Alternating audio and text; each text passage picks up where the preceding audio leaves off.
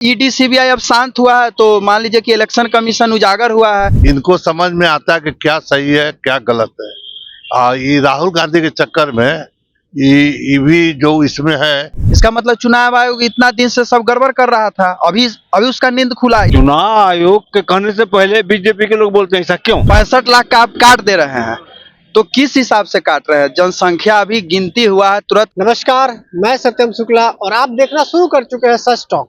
अभी मैं मौजूद हूँ ऐतिहासिक गांधी मैदान में।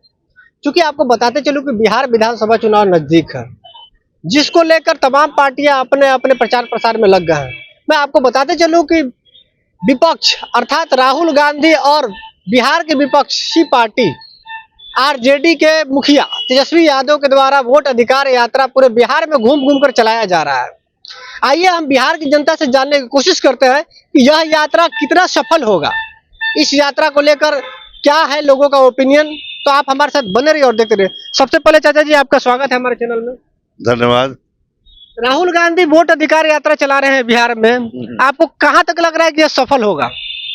कोई सफलता का तो सवाल ही नहीं उठता है। और राहुल गांधी को बिहार के संस्कृति चाहे हिंदुस्तान के संस्कृति से, यहाँ का रहन सहन से क्या यहाँ लोग सोचते हैं इसके बारे में उनको कोई जानकारी नहीं है। और जहाँ तक रहा तेजस्वी यादव, तो ये बिहार से जुड़े हुए हैं, इनको समझ में आता है कि क्या सही है क्या गलत है। ये राहुल गांधी के चक्कर में ये भी जो इसमें है वो अच्छी तरह से जान रहे हैं कि सब कोई मुद्दा नहीं है। पब्लिक बहुत समझदार है, उसको पता है कि ये सब कोई मुद्दा ही नहीं है। और जहाँ तक चुनाव से इसका कोई संबंध लेना देना दूर दूर तक नहीं है। जिसको जहाँ जो वोट देना है देगा।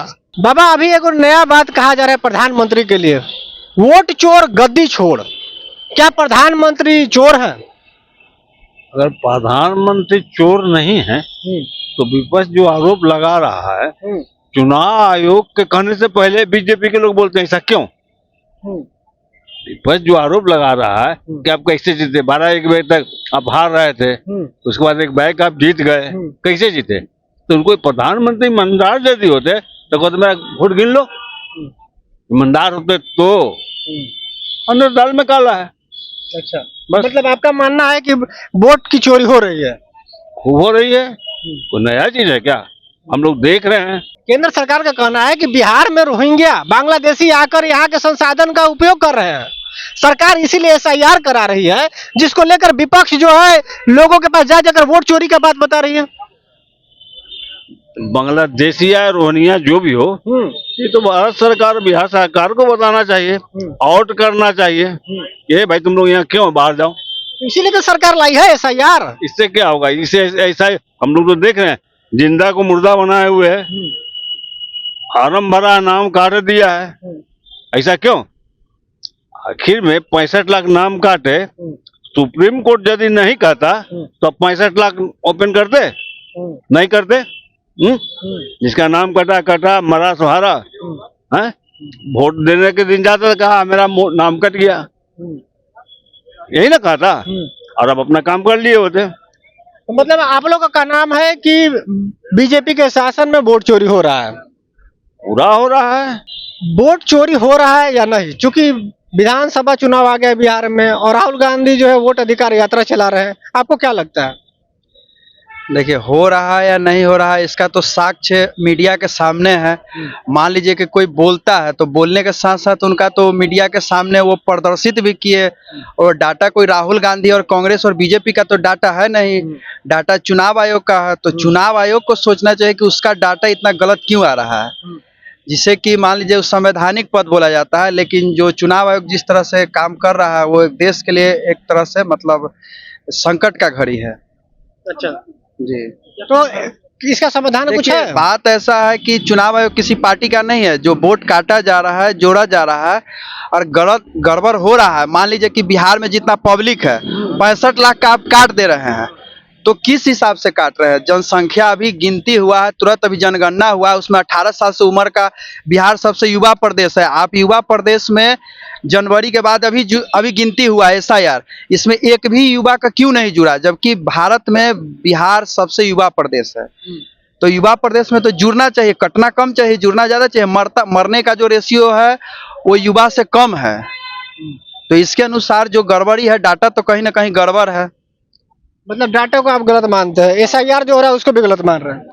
नहीं, एसआईआर सही है, लेकिन एसआईआर के वजह से कुछ गड़बड़ी हो रही है। एसआईआर में किसी का 2 बना हुआ है तो उसको कटना भी जरूरी है। हाँ, तो इसीलिए तो सरकार कर रही है कि जिसका 2 बना है उसका काटा जाए। तो अभी जो डाटा है, कल के डेट में जो डाटा है कटिहार का, एक घर जो आप देखे होंगे मीडिया में, हम लोग भी आप मीडिया के माध्यम से ही देखे हैं, वो बंद घर में शायद 59 ऐसा वोट आया है।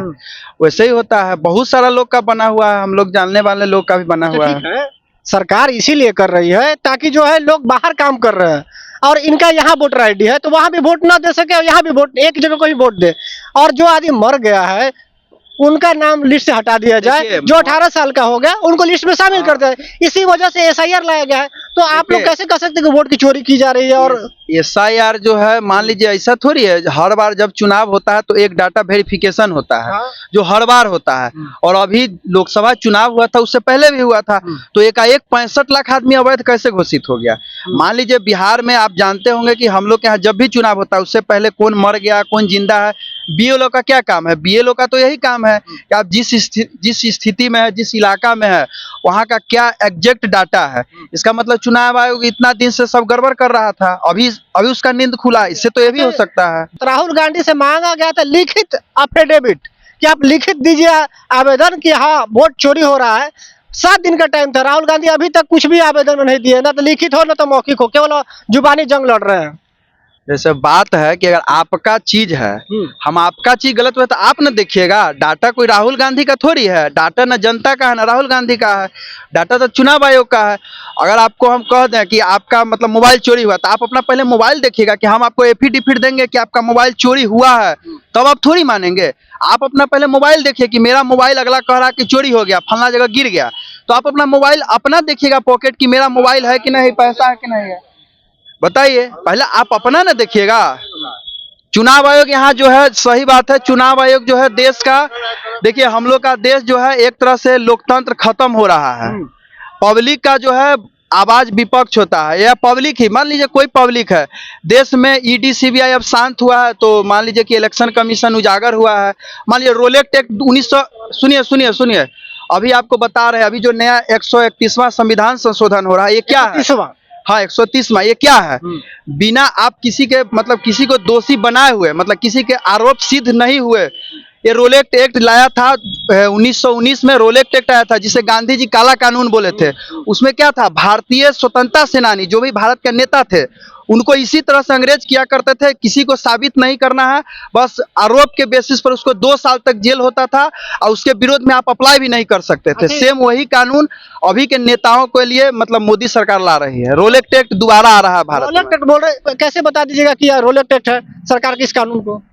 जैसे कहने का मतलब है, अभी यहाँ हम लोग हैं, मान लीजिए हम क्या है, आप क्या है, आप नहीं जानते, हम आपको चोरी का एक एफआईआर आपके विरोध कर देते हैं। एक बात बताइए, तो आपको सिद्ध करने का समय देना चाहिए। अब आप क्या है नहीं है, जब तक देखिए दोषी किसी को कह देने से नहीं होता है। सरकार का प्रावधान है कि सरकार बोली है कि 30 दिन से यदि ज्यादा होगा और यदि 5 साल से ज्यादा अगर सजा होता है कोई भी मुकदमे में, तभी आपको पद छोड़ना है, अन्यथा नहीं। सजा ठीक है, सजा अगर किसी का हो जाता है 5 साल का है, 2 साल भी हो जाए, उसको हटा दिया जाए। इसमें हम लोग पक्ष में। मान लीजिए कोई क्रिमिनल क्यों मंत्री, संसद मंत्री या विधायक कोई नहीं रहना चाहिए, लेकिन जब तक उसका प्रूफ नहीं होता है, देखिए इसके लिए हम लोग को देश में 2 चीज, न्याय प्रक्रिया को भी तेज करना होगा। न्याय प्रक्रिया हम लोग के यहाँ क्या है कि अगर आप जमीन का किसी का, आपका कोई जमीन हड़प लिया है और आप किसी को, भारत का इतना न्याय व्यवस्था खराब है, आप किसी को जमीन का आप आवेदन दे दीजिएगा तो पता चला वो आदमी 60 साल होकर मर गया, उस केस का कोई ट्रायल नहीं होता। तो देश तो हमारा इस टाइप से चल रहा है। मान लीजिए किसी को हम चोर साबित करने के लिए, मान लीजिए आपसे मेरा दुश्मनी हो जाए, आप विधायक बन जाइए, आप पर हम केस कर दे मर्डर का, आप किए नहीं, कि सिद्ध होने में तो 30 दिन से ज्यादा लगता है। 30 दिन तो किसी तरह समेटा जा रहा है। तो ये तो हो गया कि आपका द्वेष किसी से, मान लीजिए किसी से हमारा दुश्मनी हो तो आप उस पर केस कर दीजिए, मर्डर केस हो जाए या किसी तरह रेप केस कर दीजिए। जब तक उसका सुनवाई होगा 30 दिन से तो ज्यादा ही लगेगा, जो हमारे देश का न्याय व्यवस्था है, तब तक उसको पद छोड़ना पड़ेगा ना। पता चला 1 साल बाद वो निर्दोष हो गया क्या। तो आप देखें कि बिहार की जनता की आवाज क्या है। तो आप हमारे साथ बने रहिए और देखते रहिए सच टॉक। जय हिंद, जय भारत।